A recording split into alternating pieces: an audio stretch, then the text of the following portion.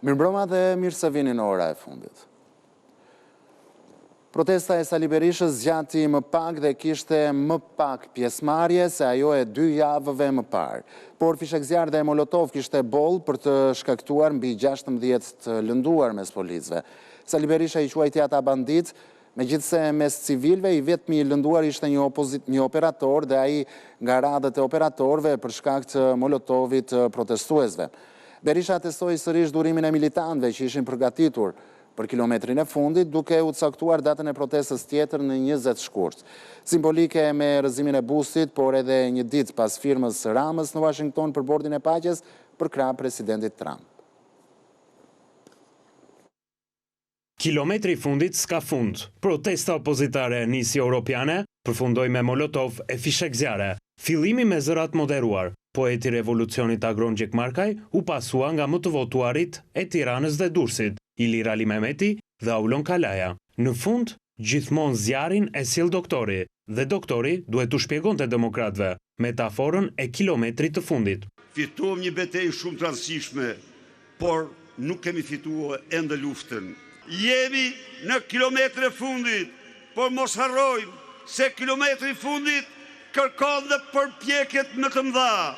Protesta kishte vetëm një flamur, atë amerikan, në të njëjtin rresht ku qëndronte djali i Fariut, i sapo kthyer me abere nga SBA, kurse te kura e Lanës nuk mungonte Saliani. Ai nuk nxiton te kilometri i fundit, por Rama kishte ikur vetëm për pak ditë në Bruksel, ndaj dhe nën dritaren e tij nuk munguan sërish molotovët dhe fishek zjarret, si për të prishur atë pak protestë europiane. Si festa dhe prishja e saj, duke i organizuar nga një grup zjarri të maskuarish që fshieshin brenda turmës së protestuesve. Shfaqja zgjati pak dhe shumica e protestuesve u larguan, një pjesë shkuan tek parlamenti, por doktori tradhtoi shpejt, shkoi në seli.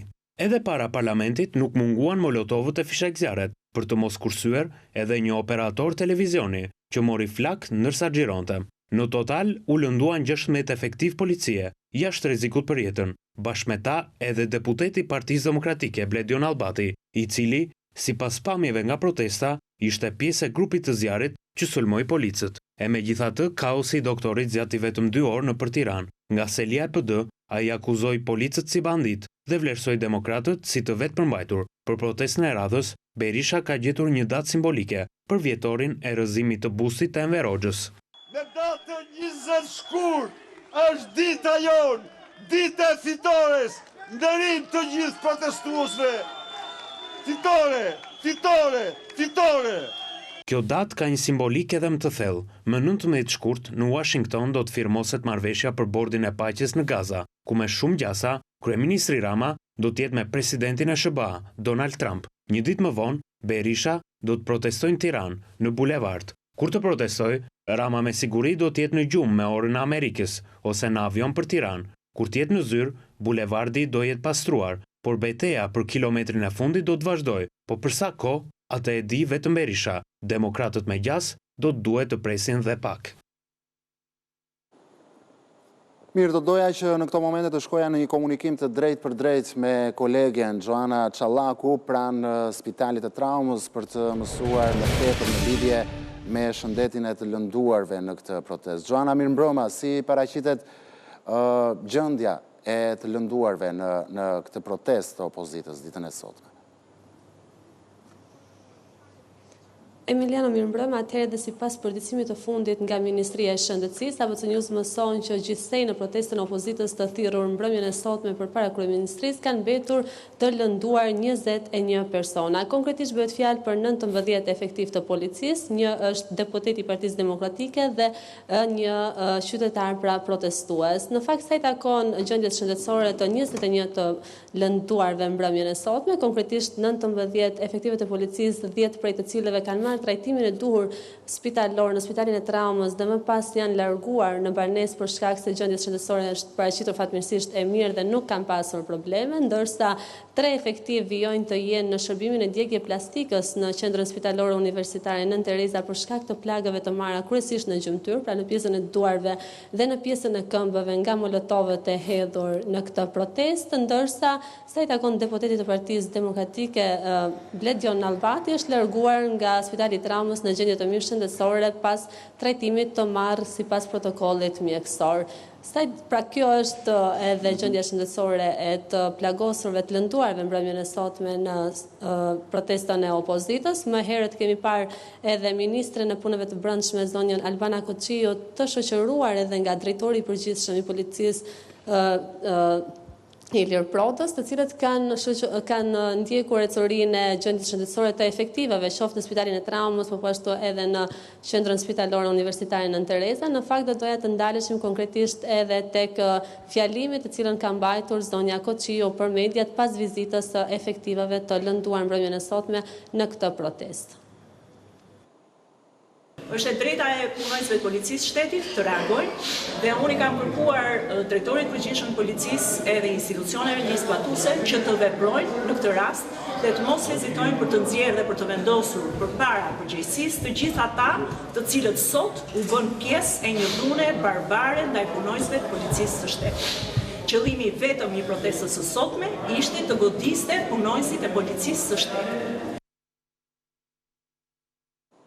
Mirë, ishte kjo në fakt deklarata e ministres së brendshme Albana Koçiu teksa vizitoi të lënduarit në spitalin e Traumës. Ndërkohë me mua në studio është bashkuar avokati i njohur, zoti Hidayet Beqiri. Avokat, mirëmbrëma. Mirëmbrëma. Faleminderit që jeni me mua në program. Faleminderit për ftesën. Gjithashtu në një komunikim të drejt për drejt bashkë me ne bashkohet Paro Laçi, ish gardist, ish administratori kompleksit Partizani dhe gjithashtu një njeri që ka qenë i afërt me kryetarin e opozitës, zotin Berisha. Zoti Paro Laçi, mirëmbrëma, kënaqësi që jeni me mua në program. Mirëmbrëma, faleminderit për ftesën dhe kënaqësia ime. Paro, dua që këtë bisedë ta nis fillimisht me ju. Opozita, siç ti e ndoqe edhe nga materiali jon, ka mbajtur sot protestën e radhës me të njëjtin skenar, fishek zjarre, molotov, tym dhe flak nga të njëjtët njerëz që në fakt dikush do thoshte që përdoren si mish për top nga Berisha dhe i kanë quajtur, le të themi, grupi i zjarit, i molotovëve në protestat e Berishës. Po, Paro, a përdoren këta njerëz nga Berisha, apo besojmë vërtet se Berisha është shpresa e shqiptarëve? Rrallë parë do të uroj shënërim shpejt gjithë efektivet policisë dhe gjithë plagosurve që janë lënduar sot në këtë protestë dhe fatkesisht, unë mendoj dhe me sa kuptoj në gjithë këtë zallamahi rëmuj që Berisha kërkon të sjellë Shqipërisë, ka dhe njerëz që i besojnë me të vërtet Berishës dhe gjithashtu ka edhe njerëz që paguhen, që të hedhin ato fishek zjarre, të bëjnë ato rëmuja, siç ka bërë vetë emri grupi zjarrit, nuk kanë pas kur mangësira të këtyre njerëzve që të jenë, kur Berisha mbyll fjalën, të jenë njerëzit e dhunshëm, me fishek zjarre, me molotov, sepse Berisha fati i madh për Shqipërinë dhe shqiptarët që nuk është opozitar i Shqipërisë, është kriminal i Shqipërisë dhe shqiptarëve, sepse Berisha e di shumë mirë historinë e shumë diktatorëve se si janë marrë zvarr, kanë pas me miliona, dikush edhe 10 miliona vetë mbështetës, si të paguar, të manipuluar me manipulacione të tjera, dhe gjithë ta njerëz që i rrinë për interesat të ngushta, sepse nuk është Berisha dhe ata që janë aty pranë tij, duke përjashtuar disa që mund të jenë të gënjur ose të manipuluar në mënyrë të pa kuptim nga ata, që mendojnë që Berisha do sjellë demokraci që ka 35 vjet në Shqipëri dhe ka sjellë vetëm anarshi, kërkon ta djegë Shqipërinë prapë dhe fati i madh për Shqipërinë dhe shqiptarëve që ai nuk ka mbështetës, e dha prapë edhe një herë provë që nuk ka mbështet asnjë dhe opozitarët janë ata që rrinë larg këtyre protestave, që presin që të ndodhi me gjithmonë ndryshim i madh. Dhe Berisha të hiqë nga Partia Demokratike se nuk e ka private, vetëm në pronë që ka ai, ka atë mandat që ka nga UDB-ja serbe, që është spioni i Serbisë, edhe kërkon të djegë saj që Shqipëria mund të ketë një avancim përpara, kërkon ta djegë, ta shkatërrojë, dhe mund vjen me vërtet shumë keq dhe ata njerëz janë të gënjur, kurse zhgënjejmë nga shumë njerëz që për pak lek kërkojnë të djegin Tiranë, të djegin këto institucione që shumë njerëz si familjar, policë kanë humbur njerëz të tyre për të ruajtur ato institucione që neve nga malësia që jemi, se unë jam nga malet e Dibrës, na ka pas tentu dhe na ka djeg vetëm pushtuesi. Dhe Salibish është një kriminal që dikush ato do ta marrë zvarr, që del edhe ngren zërin dhe përtet aty në emër të opozitë, nuk është ai opozitari, inshallah forcat që janë legjitmen, forcat ndoshta të djathtën partidemokratike e rrëzojnë atë diktator sepse është legjitmen një diktator që nuk po hap krahun dhe nuk po lën partitë demokratike të ecë përpara.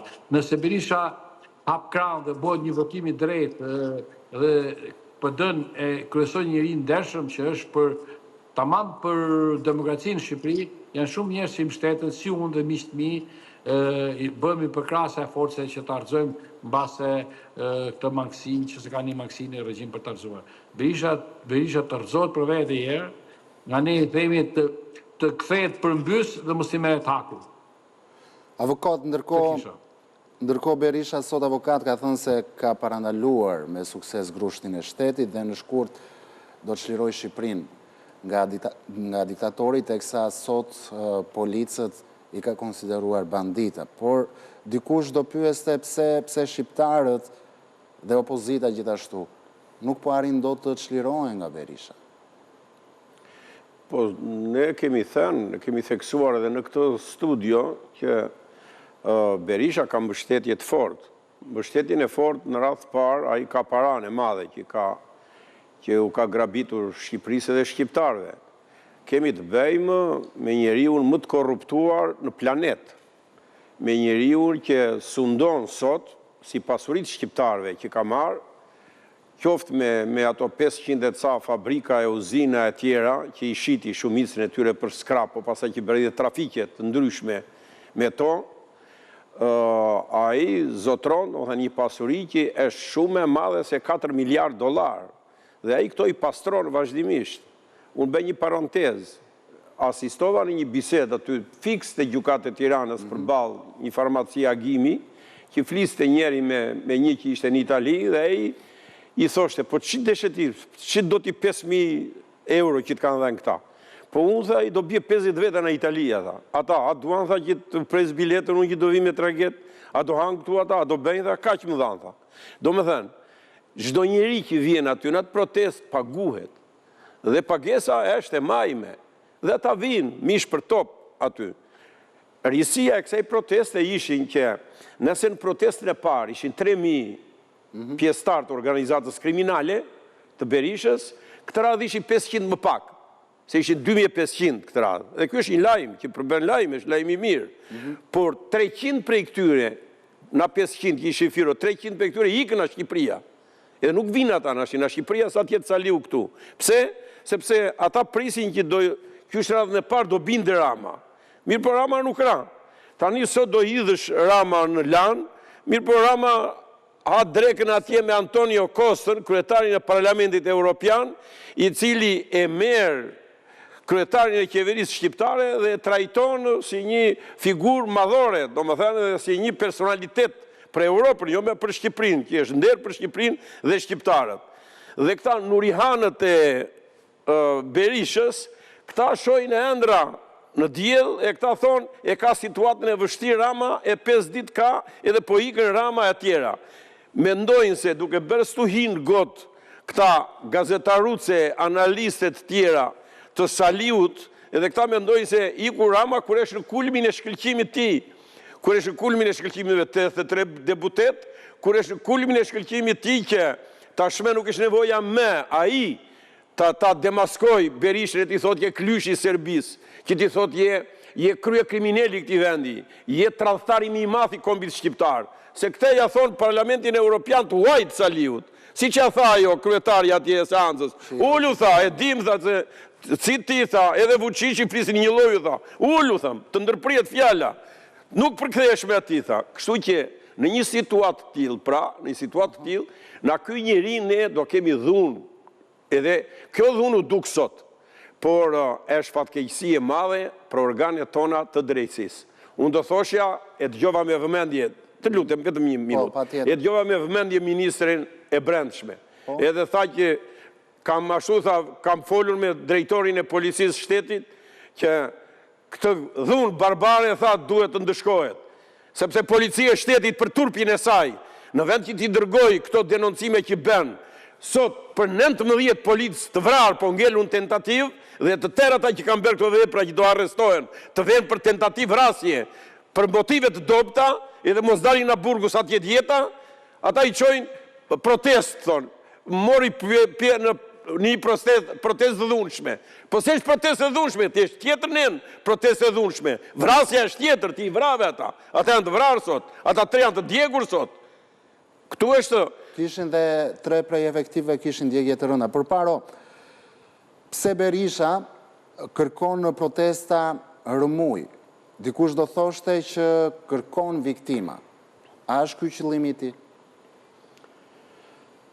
Edhe njerë duke i uruar shërim shpejt dhe familjarët e këtyre policëve të plagosur t'jenë sa më pranë efektivet policisë si dhe shteti dhe Ministria e Rendit, mbështes plotësisht fjalën e avokatit që të gjush me fishekzar drejt për drejt forcat e policisë është me të vërtet sepse është diçka, është një armë zjarri që rrezikon jetën dhe Berisha duhet viktima. Sepse Molotovi është tamam armë zjarri, unë e thash pushtusi na ka pas djeg, sepse djegja e bon të pamundshme, s'mund përdoret asgjë më. Djegja shkatron çdo gjë, ai don ta shkatrojë Tiranën, ai don të shkatrojë institucionet, sepse ai thot, duke shkatruar këto institucione, mund të arrijë dhe unë të shpëtoj veten, sepse është i mbytur për vete, edhe nuk është kot shpejt i mbyturit të mbyt. Ai duhet të abandonohet nga të gjithë. Ai është i vetmi person në Shqipëri që kërkon vetëm të vrarë, sepse Sali Berisha e ka deklaruar disa herë që duke vrarë 4-5 vetë mbaj pushtetin, ose duke vrarë 4-15 hyn pushtet. Se Berisha don dhe 20 të vrarë, jo më 4.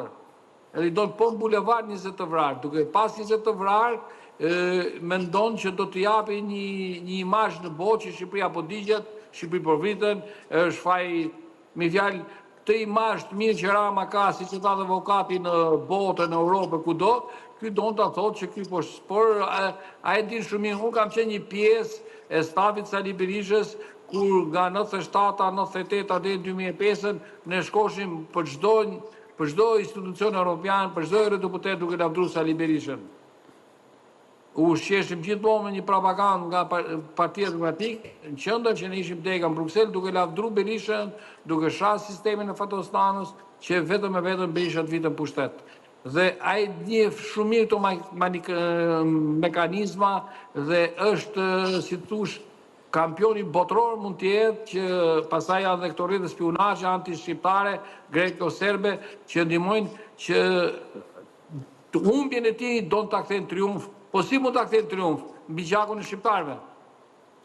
Avokat. Edhe ta dini mirë se po nuk u mor zvarr Sali Berisha, do ketë edhe viktima në këto, sepse këta 20 e sa vetë viktima janë, janë njerëz që dalin nga shtëpia, falen me fëmijët e tyre, puthen, përqafojnë dhe shkojnë me kryet detyrën e shtetit.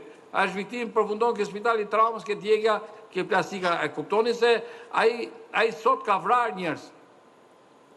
Po janë në tentativë. Vrasja dënohet si vrasja dhe tentativë një ditë dënim ka në kodin penal.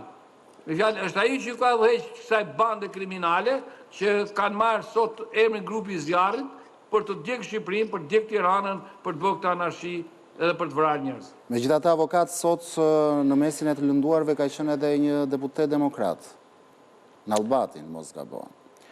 Po, unë kam thënë në studio, a thash në radhën e parë, në protestën e parë, Saliu do vrasi. Saliu e beri grushtin e shtetit vitin 1998, që do të vinte në pushtet një lloj, siç po bën tani, dhe atë grusht shteti e beri edhe donte me çdo kusht të gjende një sebeb, të gjende një motiv. Dhe motiv gjeti Azem Hajdarin, që e mori e nxori në prit. 13 telefonata i beri Azem Hajdarit atë ditë, që ta nxirrte në prit ta vrisnin. 13 telefonata, ishen fjerë Azemi, kishte mbledhje atje me degën e Partisë Demokratike në Fier. Edhe parëve duhet ta di më mirë këtë punë. Dhe ai e mori në telefon, merre, hajde. Kur erdhin në Kavaj, ishte telefonata e 13. Edhe sa Azemi i thot atyre që ishe ulur atje, o po më çmendi sot ky, ta çfarë halli ka ky sot? Edhe e halli kishtë të nëzirë të në prit të vritej. Dhe e vrau edhe bëri grushtin e shtetit pastaj të 14 shtatorit. A i në Albati sot, shukjur Zotit pas ka shptuar, edhe t'iki, në rase do monument si Azemi, atyre të me Saliu prap, po do t'a vrasin Saliu. Se në Albatin sot e ka plagosur... Po Saliu i vret vetët edhe gjoja, Saliu i vret vetët se nuk e pam ku vrat jej. Ne pam atë që ishte, kur doli në naseli e Partisë Demokratike, doli me kokë të vrara i, se ne nuk e pam aty në protest, edhe televizionet e gjitha nuk e pan që të vritej diku aty ai. Po t'i shvera aty të kështë marrë ambulansa të kështë shuar. Nuk do të vinte në Selije, pas e në Selija do shkonte në te. More ata do vrasi Saliu, prap, mbajni mend. Pse do vrasi? Sepse Spaku i ka thënë Saliut, e ke litarin fyt. Me 20 janarin e ke litarin fyt. Dhe me krimet e tjera që të kemi berë, e kemi hetojmë, del keq dhe e ke litarin fyt. Gjej mënyrën që të shpëtosh, dhe mënyrë për shpëtuar Saliu do zgjatjen. Zgjatja qysh bëhet tot Saliu? Me një luftë të tillë, domethënë, hidh bomba, hidh mbi institucionet e shtetit, bëj protesta të tilla të dhunshme, vri policë e tjera dhe Spaku thot tani në këtë situatë thot, po të arrestoj unë atë thot, mund të krijohet një tollovi e tjera, edhe konsultohet Spaku në ashti, edhe mendojnë ndërkombëtar.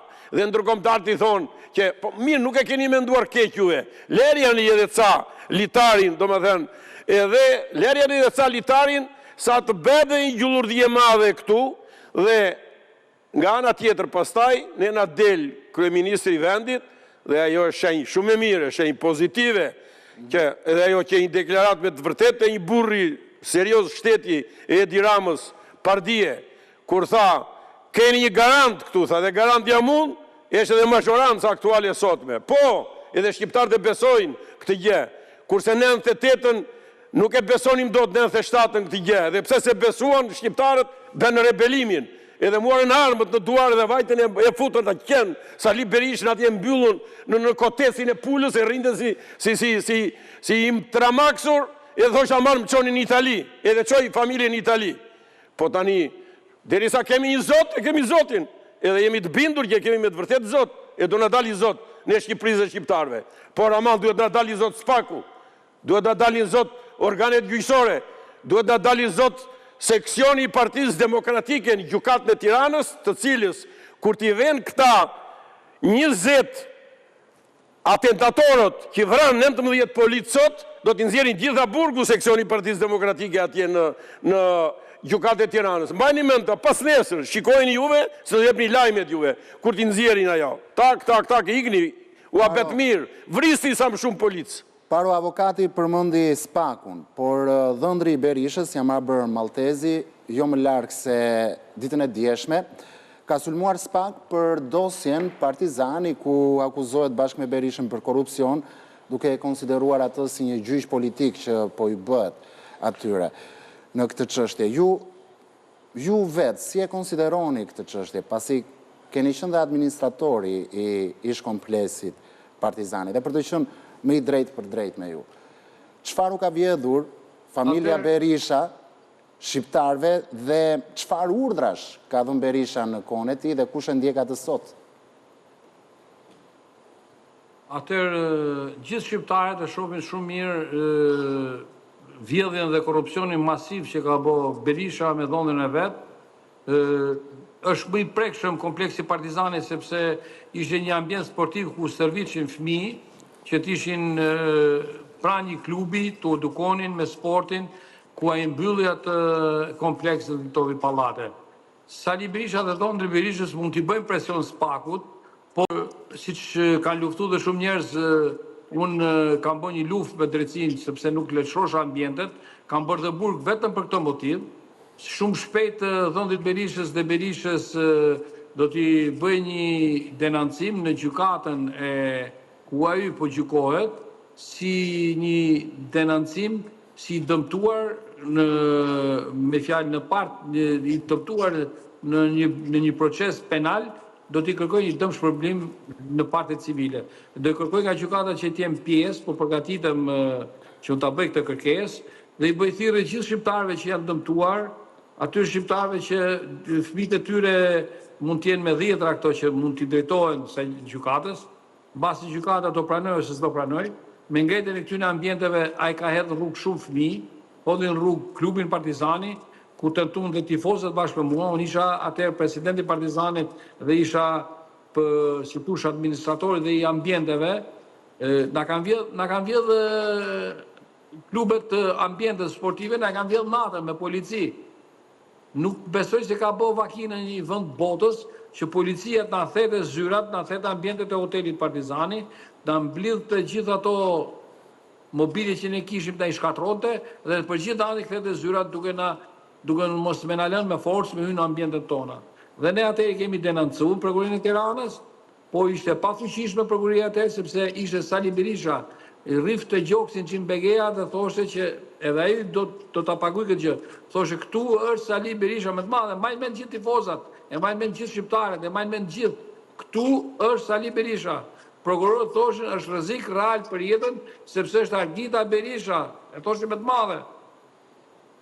E din dhe ata prokurorë, e din dhe ata policë që të cilët meshin këto urdhra, shumica atyre si zbatoshin derisa Berisha solli njërin e vetë Erzem Beçani, i cili fiks me grushtin e hekur, i nxori ata fëmijë për jashta, ja u dha ambientet atyre dhe u bo ajo që u bo sot që janë ndërtu pallate një padrejtësi e papar. Ju thoni që prokurorët e atëhershëm thoshin që është rrezik për jetën sepse është Argita Berisha. Ma kanë thënë mua dhe çfarë rreziku për jetën ka patur Argita? Argita po t'ishte mu për shembull nuk pa rreziku në jetën, po bëri Dritan Berisha dokumentat dhe më futi në burg, të cilën do të shpresoj me këtë që ka dalë Berisha si korruptuar, si njëri që ka luftu kundërshtarët e vet me drejtësi duke pas drejtësi në dorë, dhe mu së vrau do të sepse kam një familje që e din shumë mira se si shkon pastaj. Ne s'drejtohemi mo familjarët e mi. Ka dashur t'ju vrasë edhe juve Berisha? Nuk më vret dot. Se për shef, ai më shef nëndër duke më vrarë. Po së vret dot Berisha mu. E din shumë mirë kush jam Berisha. Njeh shumë mirë. E një familjen time. Kemi luftu me kralin e Serbisë. Aty ka lënë kocët Kral Nikola, kere që dardë, unë vi nga reqi i Dibrës që e dina e qabura shkancer. Si gjyshi im e njef gjithë malet e Dibrës e njovin. Që se jemi ne nga ato rast, nuk i bim kujtë qafë, ne, durojmë deri aty ku është muri dhe s'kemi ku të shkojmë mo, unë do të ndjek Berishën me gjithë rrugën digjore që janë, presim që të arrestohet, po s'u arrestu, base do fitoj Berisha, po nëse do fitoj e drejta, base Berisha do t'iki Shqipërinë, do vrasi policë, do vrasi popull akoma, dhe jam dakord dhe me mendimin e avokatit, po base mund bëhet Berisha zvarë në për Tiranë, se kështu e kanë fundin, me gjithë që atë ketë familjarët e vetë, nuk mund t'jetë Berisha më i fortë se shumë diktatorët që janë marrë zvarë, nuk harron kur Berisha dhe e shef Berisha kokën e vetë, me gjithë kokën e lirisë të vramë me i plumë në trotuaret si që shvra Ceaușescu me krun e vetë. Ka 35 vjetë që më shkatron Shqipërinë, i shërben Serbisë. Avokat... Edhe i e shef për tëndër. Unë nuk kam frikë nga Berisha, se njo fare frikën. Unë për shpirt e di shumë mirë dhe i. Mu ma kam thënë prokurorët dhe kam deklaruar s'pak, e kam thonë me dhe të firmosme. Edhe emrin e prokurorët kush ka thonë paro, ti ke bo derancim, s'kemi ku ta qëmë më për para këtë derancim, sepse është rrezik real për jetën. Dhe derancimi im do t'jetë prokurori pa tjetër. Sepse nga kanë thy zyrat, nga kanë vjedh ambientet, nga kanë vjedh zyrat, nga kanë thy me thunë, me policin, duke ndimu policia, kuptoni? Qartë. Klubit më të mirë të Shqipërisë që ka qenë atë. E drejtë. Avokat, fjale e fundit për ty, për ta mbyllur. Problemi është që kjo të lovi që ende shqiptarët e kanë plag tashme 30 e ca vjetë mi kurrizin e tyre dhe kjo plag e ka emrin krye kriminel Sali Berisha, i cili një popull të tërë, një vend të tërë, e mbajti peng 30 e ca vjetë, e mbajti vetëm në djegje, shkatërim, në vrasje, në një gjakmarrje të jashtëzakonshme, dhe që e mbushi Shqipërinë me varre, dhe që e mbushi Shqipërinë me nëna shamizeza, vetëm nga dora e tij 13.000 janë të vrarë vetëm nga urdhrat e tij në këtë vend, edhe nga masakrat që ai ka bërë faktikisht në këtë vend, për të mos folur pasaj për shkatërimin e Shqipërisë e të tjera, ai misionin e ka kryer në favor të Serbisë dhe të Slobodan Miloševićit. Pra ai detyrën e ka kryer deri në fund. Ai qëndroi besnik, domethënë edhe besnik sa s'ka ku të vej me babait vet Vuk Karadžićit, dhe ai e bëri Shqipërinë, domethënë, siç e donin ata, edhe siç e donte edhe Serbia, që t'ja bënte Kosovës, ky duhet t'ja bënte Shqipërisë, dhe ja bëri faktikisht. Kështu që tani në dorë këtë çështje e ka momentalisht vetëm SPAK-u. SPAK, nëse ka dike atje brenda, atë detar shqiptar, dhe nuk janë të krimbur të gjithë nga korrupsioni, edhe nga blerja, edhe nga shantazhet që i bën familja non grata e Sali Berishës dhe posaçërisht Argita Berisha, në rast se kanë pak nder, karakter edhe gjak shqiptari, ata duhet ta çojnë urgjentisht për 21 janarin Sali Berishën në para bankës të akuzuarve, ta çojnë urgjentisht në bankun e të akuzuarve për vrasjen e 200 djemve, bijve më të shkëlqyer të Tropojës, posaçërisht për vrasjen e 7 haklajve, duhet ta çojnë urgjentisht Sali Berishën në bankun e të akuzuarve për aferën më të madhe korruptive që ka bërë me armon e Shqipërisë, që i grabiti liria e tërë aparate naftarve atje të Ballshit, i ka ende liria në bankat e Udbaj, e asaja, e Emirateve të Bashkuara, apo edhe për aferën më të madhe me Alpetrolin, edhe me gjithë pasuritë e tjera kombëtare të këtij vendi, pra ta çoj urgjentisht para bankës të akuzuarve, ta çoj për krimin e dukshëm të korrupsionit që ka bërë me Damian Fazlić, dhe jo vetëm e bëri korrupsionin që i dha 150 milion euro të Shqipërisë dhe shqiptarve, dhe ai i mori dhe e çoi Slobodan Miloševićit, por e mori Damian Fazlićin edhe në kryeministri, edhe e prezantonte sikur e kishte zvendës kryeministër, me foto, me video dhe në lajme të gjithë ju televizionet, pra një krim nga më të dukshmit, dhe për këto krime të dukshme SPAK urgjentisht çohen në bankun e të akuzuarve, ndryshe do çoni veten tuaj, edhe dosjet që ju keni aty, që po i lini aty në mjegull, e po i lini të tymosen, edhe po i lini të plurosen, ato do të kthehen edhe do të përplasen në fytyrë juve, po do të përplasen aq fort sa s'ka ku të vej me, dhe ju jeni të rinj, dhe kur them jeni të rinj, e keni pastaja të zi atë perspektivën tuaj, se ky i ngrysit ditët, edhe e kanë buzvarrit nashti, po juve keni përpara jetën, mos e turproni me veten, mos i turproni me fëmijët e tu, mos i turproni me Shqipërinë, mos e turproni me atë dheun tuaj, se u paguajmë për të bërë detyrën edhe për të na larguar kriminalët, na sut kembët edhe serbët e Tiranës, ndryshe na mori lumi më keq se ç'na ka marrë me kriminalë të tillë. Po Paro, kishe diçka të fundit për të shtuar.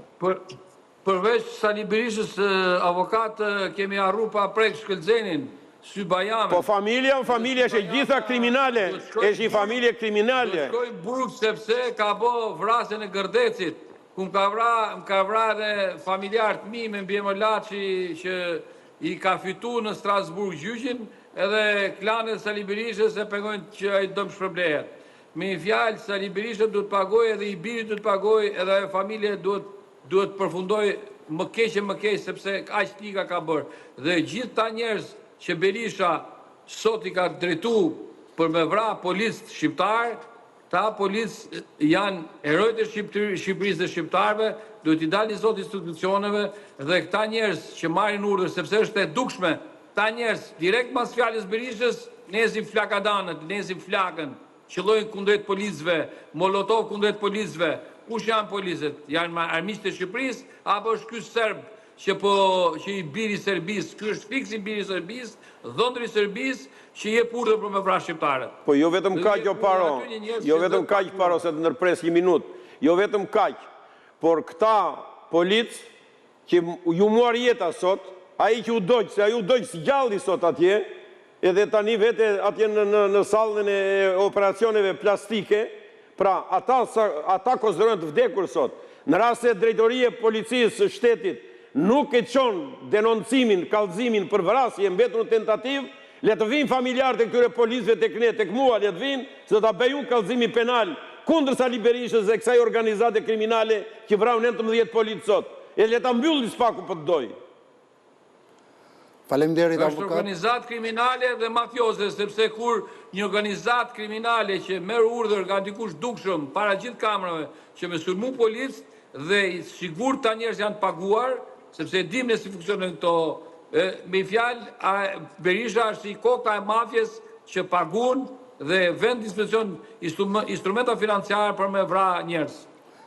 Faleminderit. Profesor shtetit dhe rry shtetit. Faleminderit Parolaçi, ishte kënaqësi që ishit me mua drejt për drejt në program. Faleminderit avokat, kënaqësi që ishit në ora e fundit. Faleminderit.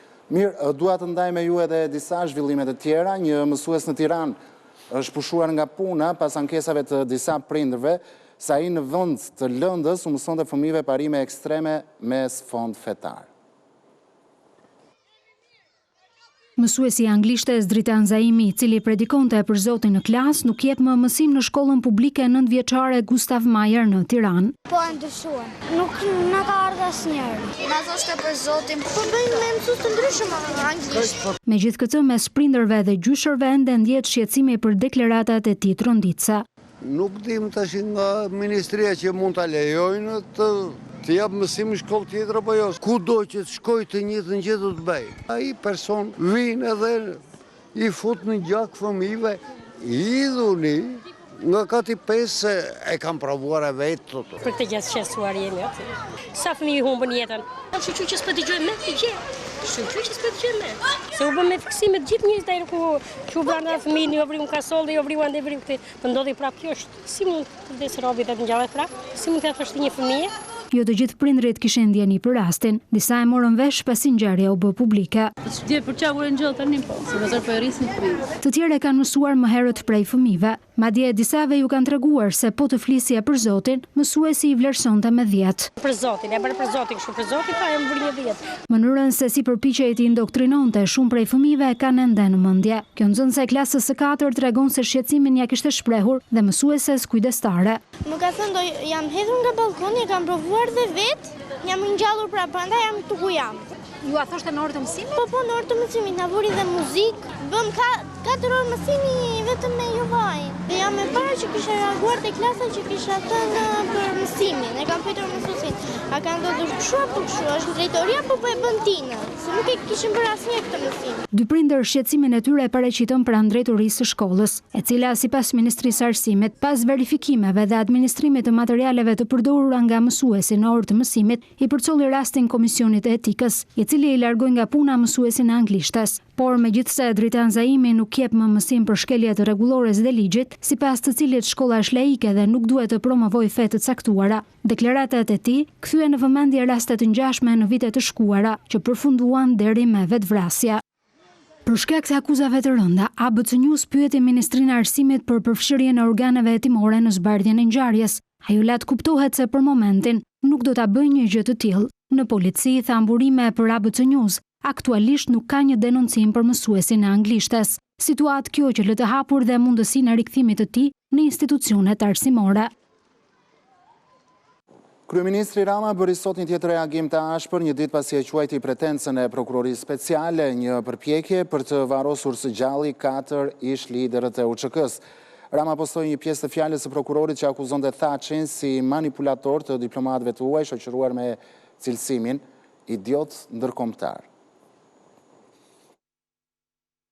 Drejtësia ndërkombëtare në dhomat e specializuara të Kosovës për kryeministrin Rama vjon të jetë dyshim të dhënjanshme, pasi e quajti pretencën e prokurorisë për të dënuar me 45 vite burg Hashim Thaçin dhe 3 krerët e tjerë të ushtrisë çlirimtare të Kosovës, një tentativë për të murosur përsëgjallje çlirimtarët. Sot Rama publikoi në rrjetet e tij sociale një pjesë nga fjala e prokurorit Matthew Howling, shoqëruar me etiketimin "Çfarë idioti ndërkombëtar".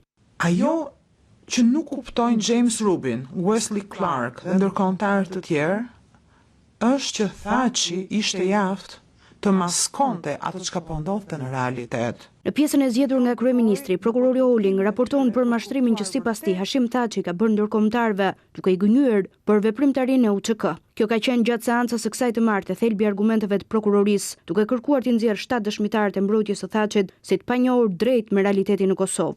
Pala akuzuese ka vënë kështu në dyshim dëshminë e James Rubin, ndihmësit sekretares amerikane të shtetit Albright dhe atë të Wesley Clark, komandantit që drejtoi misionin e NATO-s për të bombarduar Serbinë. Drejtësia në Hag gjatë të gjithë procesit saj ka qenë e shoqëruar me drejthije dhe dyshime se në fakt ky proces është një kurth për të vënë në diskutim luftën e një populli për liri dhe qëndrimin e saj përballë agresorit, qëndrim të cilin Tirana zyrtare e ka kundërshtuar në mënyrë konsistente.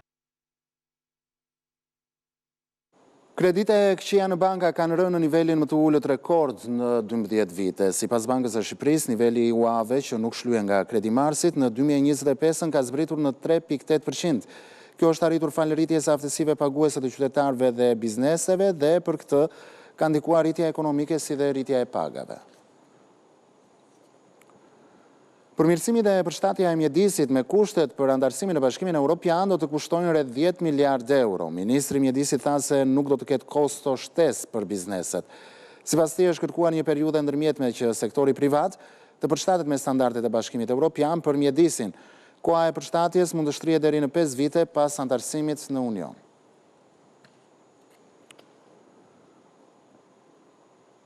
Gjykata e posaçme ka dënuar 2 persona të akuzuar për trafik droge drejt Zvicrës. Gëzim Bakalli dhe Erion Loci u dënuan përkatësisht me 12 vite 8 muaj burg dhe 8 vite burg.